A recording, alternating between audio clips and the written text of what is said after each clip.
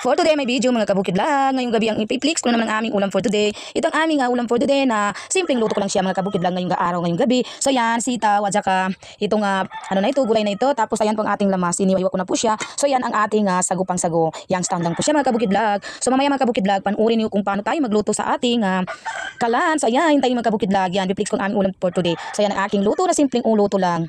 So ayan ang ating kalaha mga kabukidlag. Lagyan na natin ng konting mantika kasi ako mga kabukidlag, hindi naman ako na masyadong naglalagay ng maraming mantika kasi baka mamaya magkaano naman tayo, mas lalo tayong maano, di ba? Kaya ayaw talaga yung maraming mantika pag nagagisa ako. So ayan mga kabukidlag. So ayan mga kabukidlag, ilalagay na po natin ang ating luya. Ayan.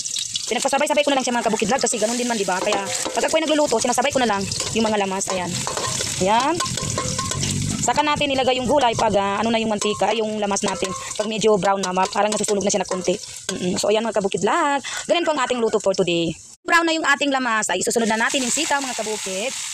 After natin masala yung sitaw, isunod naman natin yung isang gulay natin. So ayan, hindi po yan marumi, ano po yan siya, inugasan ko yan mabuti. So ayan. Ayan ang ating ulam for today. Saka ko na lang ilalagay yung sardinas pag kumukulo na siya mga kabukid. Ayan. Ayan po ang ating ulam for today. Ayan, simpleng luto lang dito sa mga kabukidlag, pero masarap po siya. Lagyan mo lang siya ng maraming lamas. At saka, igisa mo lang sa mantika. Lagyan mo ng sitaw. At saka yung parang pitsay na yan. Lagyan mo lang ng asinamnam. Ay, ulam na yon. Tapos saka mo lagay yung sardinas. So, abangan natin mamaya ang paggaluto.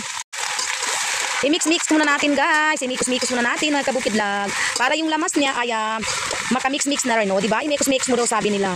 So ayan. Saka ko na lang siya lagyan ng tubig pag ano na siya. Kung baga yung paggilas na sa magindanong. Sayan, takpan natin muna. So, abangan nilang mamaya paggaluto niyan. Saka ko na lang siya lagyan ng tubig mamayang konti pag ano na yung yung gulay. So ayan, abangan mga kabukidlag.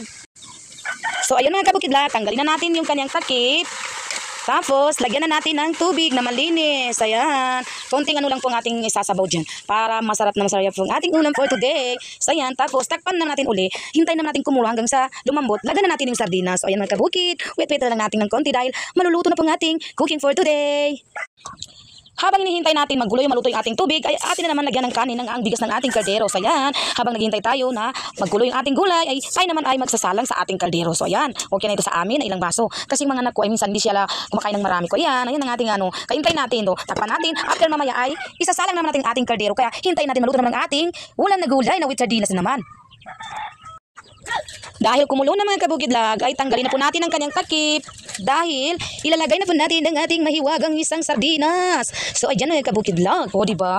Masarap po siya mga kabukid. Mekos-mekos naman natin siya mga kabukid. Ayan. Mas maganda nga yung madurog siya para yung namnam at saka yung malasahan talaga natin ng sardinas niya. So ayan, o diba mga kabukid? Ayan. Ang simpleng ulam ni kabukidlag ay masarap na po. Ayan. At ilagyan na po natin ng mahiwagang namnam na naman.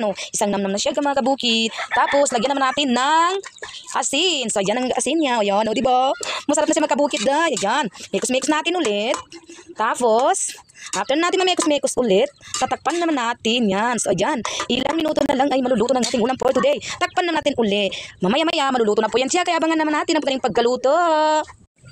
Dahil maluluto na ang ating gulay, ay kailangan na po nating magsaing. So, ayan ang ating kanin. Imikos-mikos na naman natin para maalis yung mga dumi sa bigas. So, ayan po ang ating kanin for today. Kasi, alam ko talaga na inano ko na yung aking kanin, yung bigas natin dahil maluluto na po ang ating gulay. So, ayan. Kaya, nagre-ready na talaga tayo. Ganyan tayong mga nanay. O, diba? Kailangan talaga natin na nanay na mag-alaga sa ating mga anak na kailangan talaga natin magsaing ng mga maaga. So, ayan mga kabukidlag. Ayan, isasalang na po natin yan. So ayan mga kabukid, atin na pong buksan. O diba, ang takam-takam ng ating ulam for today. Naluto na po siya mga kabukidlag. Ayan, sitaw at saka pitsay lang kapasimple. Tapos sardinas, ginisa lang natin sa mantika. So ayan mga kabukidlag, maraming salamat po ang ating video for today. Pasyaran ang ating video for today mga kabukidlag. Maraming salamat mga kabang samuro ko. Sukran, yan ang ating ulam.